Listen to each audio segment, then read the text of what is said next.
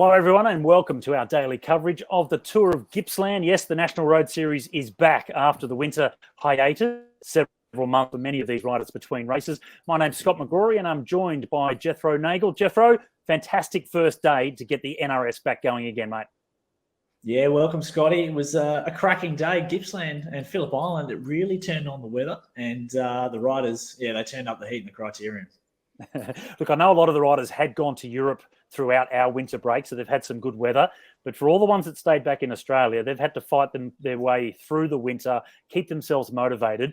But there was no issues there today, wasn't it? The weather at Phillip Island was amazing. Yeah, it was absolutely beautiful, and you could tell many of those riders, they got through that winter on the ergo, the tough sessions in the rain and the cold. And, yeah, there was plenty of fresh legs out there for today's crit.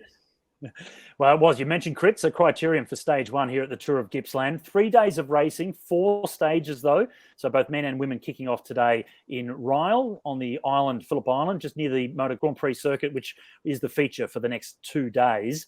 Fast and furious racing, as we always expect though in the National Road Series, Jethro. Yeah, that's right. We always expect a really high level of racing, particularly when there's been a big break. And I was really impressed with the fields we had. We had 51 starters for the women, over 100 for the men as well, including many individual riders. And, as we saw today, Scott, they were really throwing it down out there. They were, weren't they? There wasn't the depth in terms of number of teams that we normally see in the NRS, which meant that there were lots of individuals that were able to have a go. Plus the under-19s as well, because that's also involved now in the National Road Series with the under-19 category, which is great for the youngsters. Absolutely. And I think the under-19s has such a big spotlight on it these days with regards to talent and talent searching as well. So I think it's only right that there's a big focus to have that for the Tour of Gippsland here. So it's good to see the achievements of those emerging talents pushing up and getting their chance on the podium as well. Yeah, absolutely. Well, let's take a look at the women's stage first. So stage one criterium, have a look at the highlights and how it went today.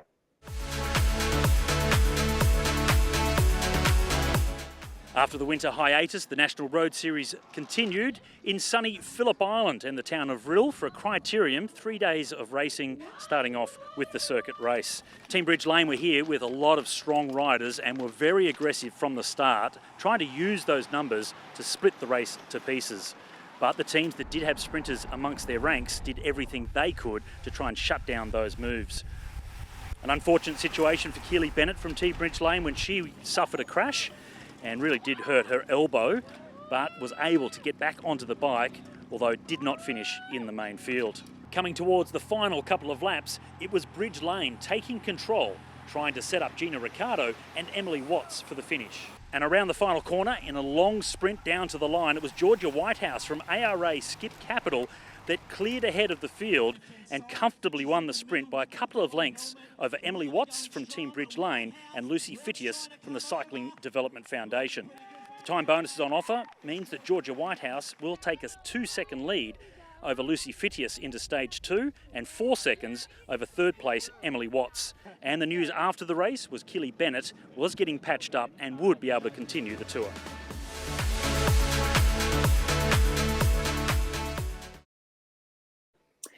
Unfortunately, it's an occupational hazard, it isn't, Jethro? You see these crashes and the touchdowns, but she was pretty tough and looks okay at the end there. Yeah, she's a tough girl, Keely Bennett. Be looking forward to see how she goes in tomorrow's events. But what was interesting about the race, I thought, Scott, was we saw the depth of Bridge Lane with their riders controlling position all day. Plenty of riders were really working really hard. But then ARA, they only had 2 riders after Alex Martin Wallace was actually caught out in the second group early. So for 3 riders to get first place, that's a really good result for ARA. Yeah, well, there you can see there are the results. Georgia Whitehouse with the win ahead of Emily and Lucy Fittius, who's also been very strong in the sprint. You commentated Sophie Sutton winning the cyclocross under 23s, I think it was, last week in Ballarat. So good result from her as well. Yeah, that's a really good result. Just coming in and your criterium here at the top level. And, she worked pretty hard, the U23 Cyclocross Nationals last weekend in Ballarat. And a really good result from, a young rider emerging up. Well, you mentioned the winner, Georgia Whitehouse. Only 3 riders from her team, effectively 2, with unfortunately with Alex not being able to keep up, but still got the win. And we spoke to her after the finish. Yeah, we had a small team, but yeah, the race played out well for us, and it was contained until a sprint finish, which was good. And yeah, it's such a fun sprint along there, nice and flat and windy. I love it. It's fun when you win, but it is a long straight. So how much did that play a role? It is a long straight, but I knew we'd have some speed coming in, and being so low in numbers, I thought I'd be better off going early and just trying to carry that speed, and I stuck into the right gutter, so hopefully no one got any draft off me. Great way to start the tour. A couple more days to go. There's a time trial coming up as well. How much confidence do you get from this race? Yeah, it's so good to come in with a small team against a stacked field. So yeah, super happy to come away with the win, and hopefully we can carry that through to the next stages. Another rider that has just come back from Europe, so great result from her. And as we mentioned earlier, the under-19s were also out on the course, trying to mix it with the more elite riders. And Alana Hribar getting the win there amongst them, with Mia Williams second. Mackenzie Coupland, another big star coming out of Western Australia, perhaps a bit too fast for her, Jethro. She likes the harder races. Yeah, absolutely. Really good to see 99 Bikes there getting 2 on the podium in the under-19s. You mentioned, Mackenzie Coupland, of course, from WA. She was doing a lot of work for Lucy Fitches, and basically she was the breakaway killer on stage 1 of the criterium here at the Tour of Gippsland. Yeah, we will see a lot more from her. She did represent Australia at the Under-19 World Championships only a couple of weeks ago in Glasgow. We will wrap up the men's race in just a moment, but first hear from our sponsors and partners of the events. Stay young. Stay young. With you, stay young, stay young, stay young. Well, what a beautiful part of Victoria Gippsland is, and Phillip Island in particular, where we focus our race this week. Jethro, the men's race was just as exciting as the women's today, wasn't it? It was absolutely a rip-roarer. I was talking with some of the riders after the race, and they were showing me their Garmins, and I could see their average speeds, 46 kilometres an hour, and I did take a cheeky little look and saw a normalised power of 350 watts. It was absolutely on today, Scott. You young guys with your normalised power, and that is a different conversation from my day, which was about feel and how you felt and how you looked, whereas now they really do focus more on how much power they're putting out to know if it was a hard race or not. Absolutely. And even just visually, I mean, we were sitting there watching it together, and there were just non-stop attacks all day for all 30 laps. Absolutely. Well, let's have a look at it. The men's race, stage 1, Tour of Gippsland.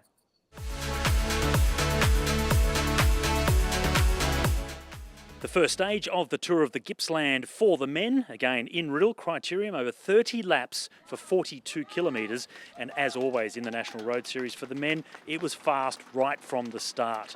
After a couple of laps, new to the National Road Series, youngster Jackson Medway went on the attack, and he dragged Luke Burns from Team Bridge Lane with him. After a couple of laps, they were caught by the peloton, and the attacks just kept coming. But the pace of the peloton was too hot for any of those moves to stick. And then as they got towards the end of the race with 3 laps to go, it was the youngster Medway again with a big acceleration off the front of the peloton. Bridge Lane again had a rider chasing, and as they came down to 1 lap to go, the youngster, new to the National Road Series, unfortunately didn't hear the sound of the bell because he celebrated 1 lap too soon. Luckily for him, though, they were a little bit off the front, and he had time to gather himself for the final lap. Alistair Christie-Johnston, though, from Team Bridge Lane, powered ahead of the youngster to come away with the stage win. Medway finished second. Leading the peloton home was Declan Tresice from ARA Skip Capital. Alistair now holds a 6-second lead over Jackson Medway going into stage 2, and it's 8 seconds back to Declan Tresice from ARA Skip Capital. Well, we are going to have a chat to the second place today because we're not going to let him get away with that early celebration. But first, let's hear from the stage winner today, Alistair Christie-Johnston. Yeah, bloody nice actually.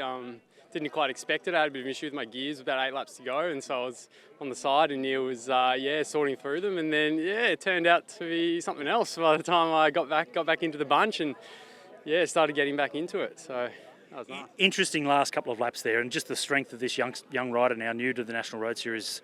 Jackson showed some pretty good form. Oh mate, Jackson was insane. I think incredible performance from him. I was pretty happy just to get across to him, really, like when I realised he had the gap. And I'd heard a lot about this guy coming across. He's actually staying with us this week, and he was, I knew that he was something very special up from Brisbane, I think.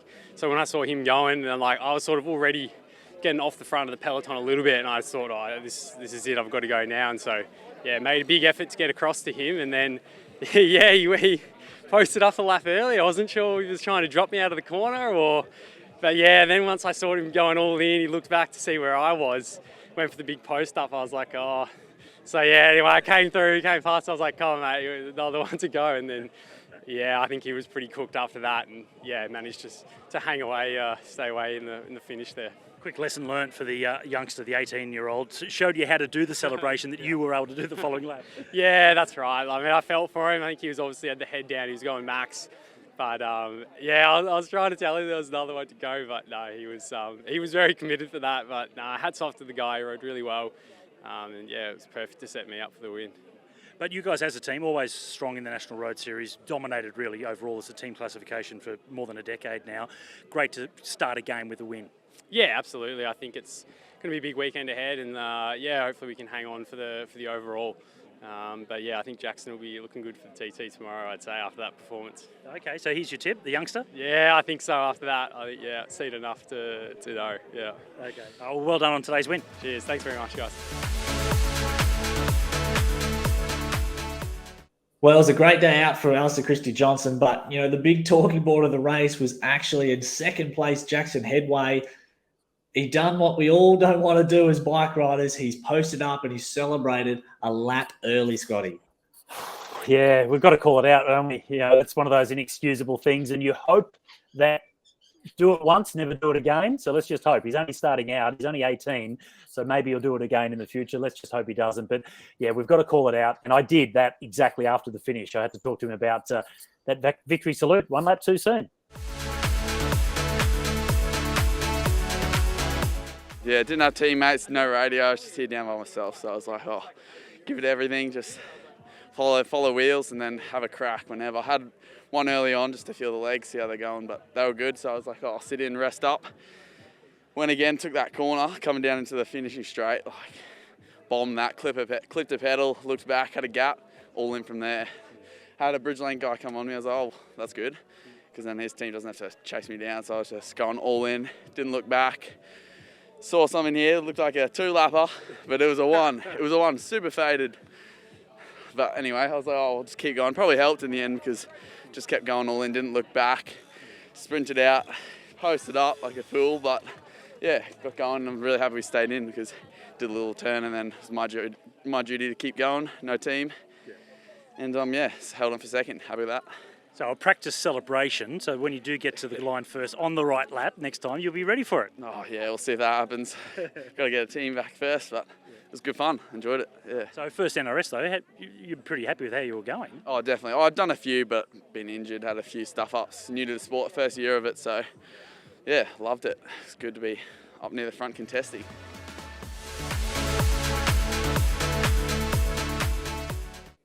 Well, despite the mess up at the end there, he was still strong enough, the 18-year-old, to still hold on and finish second. So huge raps, Jethro, for this talent that is emerging through the National Road Series. Yeah, very exciting. I saw that last lap. He emptied the tank on that final straight, and to still have the power to maintain second place and almost win.